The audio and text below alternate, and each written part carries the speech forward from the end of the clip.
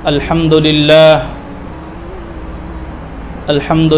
الواحد القهار العزيز الغفار مكور الليل على النهار تبصرة لذوي القلوب والأبصار أشهد أن لا إله إلا الله وحده لا شريك له وأشهد أن محمدًا عبده ورسوله وحبيبه وخليله الهادي إلى صراط مستقيم والداعي إلى دين قويم أما بعد۔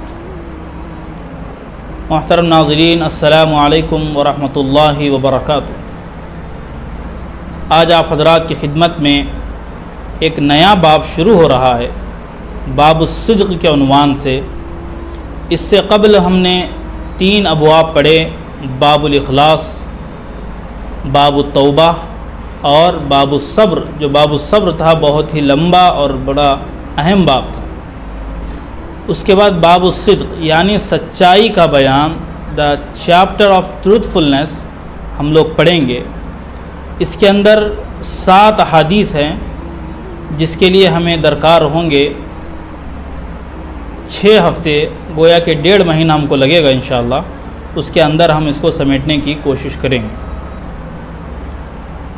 بسم اللہ الرحمن الرحیم۔ باب الصدق، سچائی کا بیان، چیپٹر آف ٹروتھفلنس۔ قال اللہ تعالی اعوذ باللہ من الشیطان الرجیم یا ایہا الذین آمنوا اتقوا اللہ وکونوا مع الصادقین۔ اللہ رب العالمین کا فرمان ہے، اے ایمان والو اللہ سے ڈرتے رہو اور سچوں کے ساتھ رہو۔ یہ سورۃ التوبہ کی آیت نمبر 119 ہے، جس کے اندر اللہ رب العالمین نے ایمان والوں کو خطاب کر کے فرمایا، ایک اہم نصیحت فرمائی، گویا ایک اہم حکم دیا۔ وہ یہ ہے کہ اے ایمان والو اللہ سے ڈرتے رہو، تقوی اختیار کرو۔ دوسری جو بات بیان فرمائی، وَكُونُوا مَعَ الصَّادِقِينَ، اور سچوں کے ساتھ رہو۔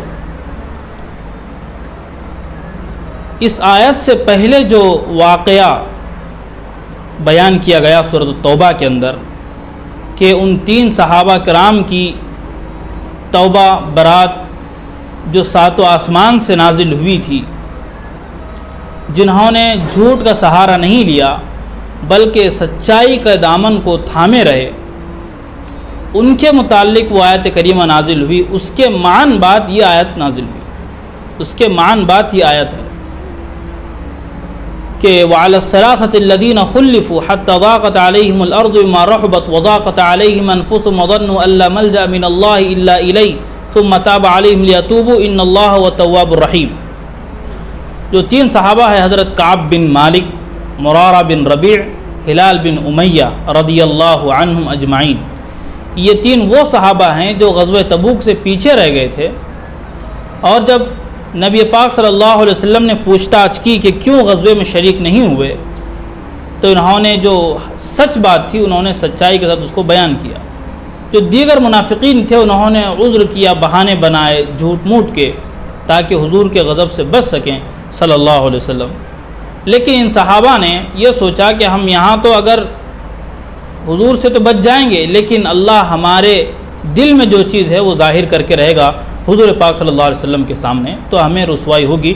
اس لیے انہوں نے کہا اب چاہے جتنی تکلیف اٹھانا پڑے ہم اٹھا لیں گے، لیکن سچ بولیں گے۔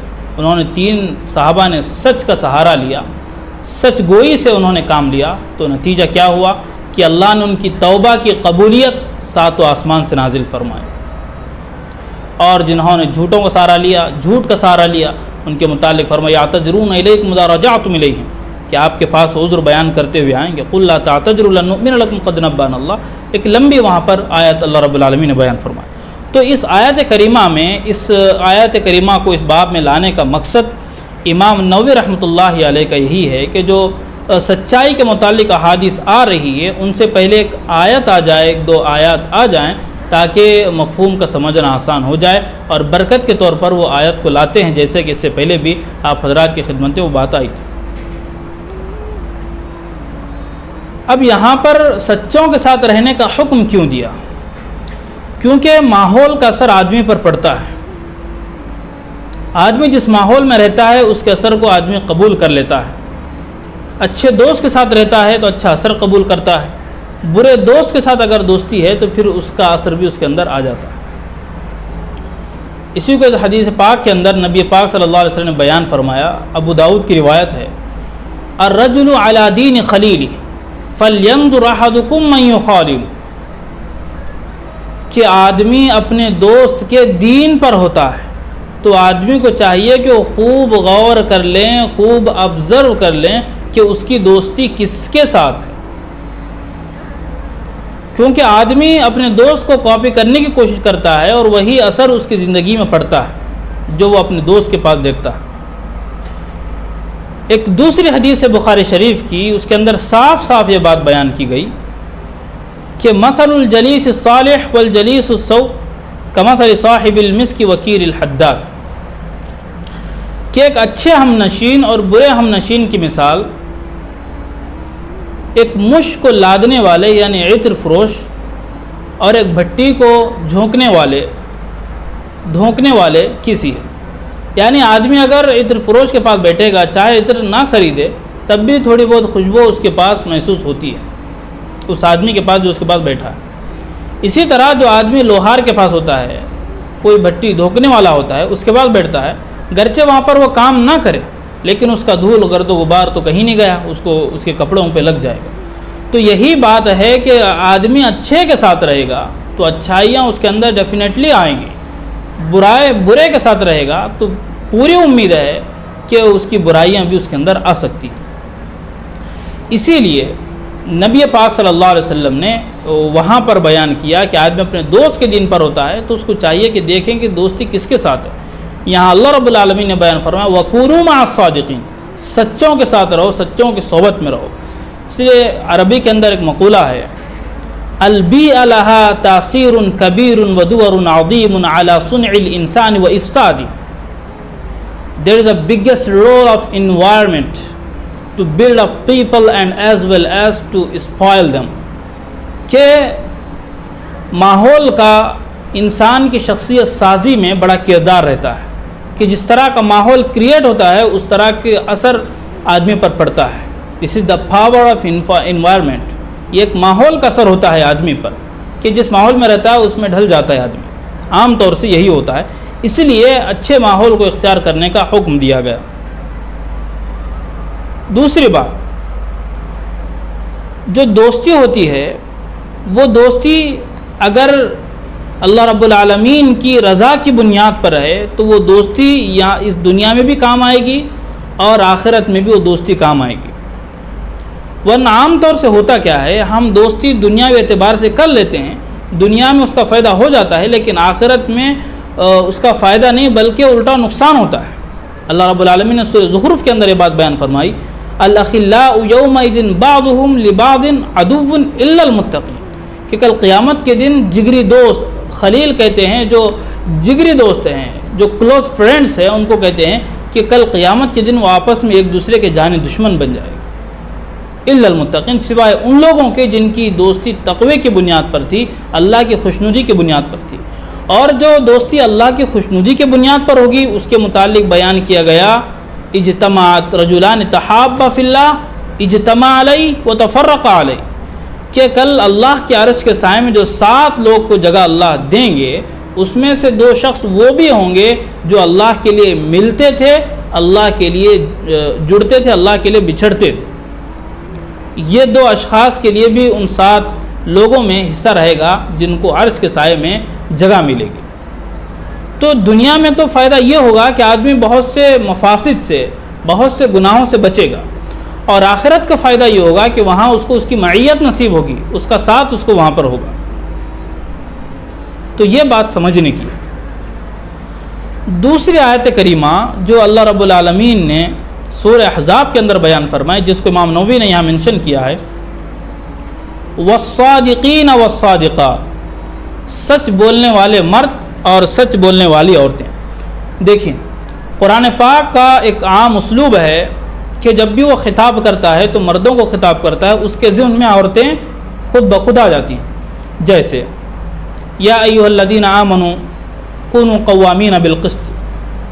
بہت سی جگہ پر دوسری طرح اللہ رب العالمین نے احکامات نافذ کیے ہیں۔ یا ایھا الذین آمنوا لا تقربوا الصلاۃ وانتم سکارا، یہاں پر بھی گویا مردوں کو مخاطب کیا گیا۔ ان الصلاۃ کانت علی المؤمنین کتابا موقوتا، مومنین کے اندر مومنات بھی آ گئی، یعنی جب بات بیان کی جائے مردوں کے متعلق تو اس کے اندر خود بخود عورتیں بھی آ جاتی ہیں۔ ہاں چند وہ مسائل ہیں جن کو اللہ نے الگ سے، جو عورتوں کے ساتھ خاص ہیں، ان کو الگ سے اللہ نے بیان کیا۔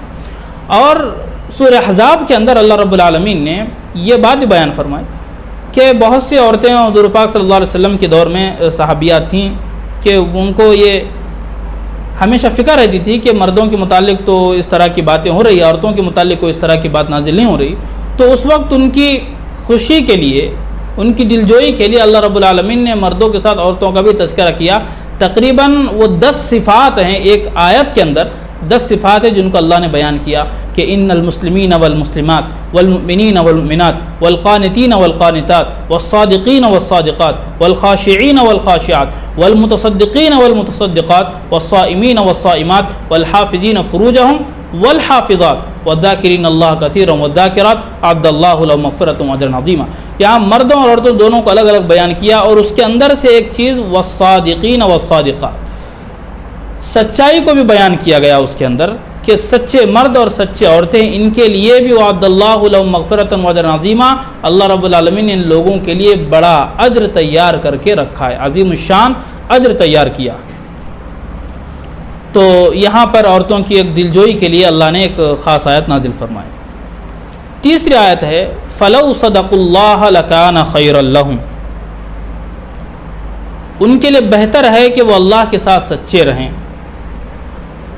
اگر وہ اللہ کے ساتھ سچے رہتے تو یہی ان کے لیے بہتر تھا۔ یہ منافقین کے متعلق بات آئی ہے کہ جو بڑے دعوے کرتے تھے کہ جب جنگ کا حکم آئے گا تو ہم آگے رہیں گے، سب سے آگے، ہم بھی جنگ کے میدان میں آئیں گے، لیکن جب جنگ کی بات آئی تو انہوں نے کیا کیا؟ کنارہ کشی اختیار کر دی۔ اسی کو نفاق کہتے ہیں کہ دل میں کچھ اور ہے، ظاہر میں کچھ اور ہے، اندر کچھ اور ہے، باہر کچھ اور ہے، اسی کو کہتے ہیں نفاق۔ ان کے متعلق یہ بات بیان کی کہ اگر وہ اللہ کے ساتھ سچائی کے ساتھ رہتے تو یہی چیز ان کے لیے بہتر تھی۔